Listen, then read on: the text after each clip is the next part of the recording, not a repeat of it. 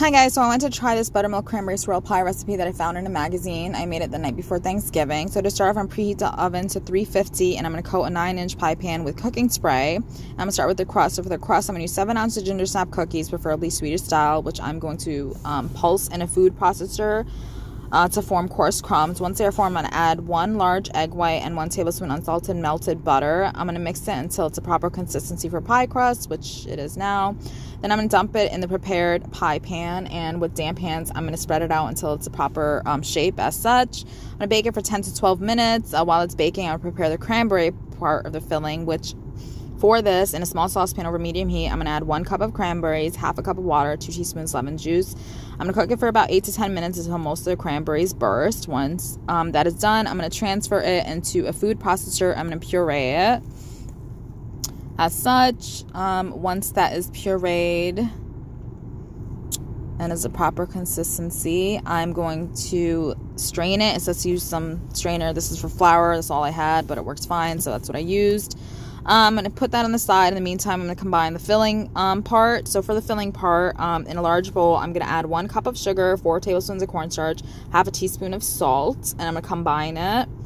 Once that's combined, I'm going to add 2 large eggs and 4 large egg yolks to the mixture, and then I'm going to whisk to make sure it's fully combined and smooth as so. So now it's pretty combined. Once it's combined, I'm going to add 2 cups of buttermilk.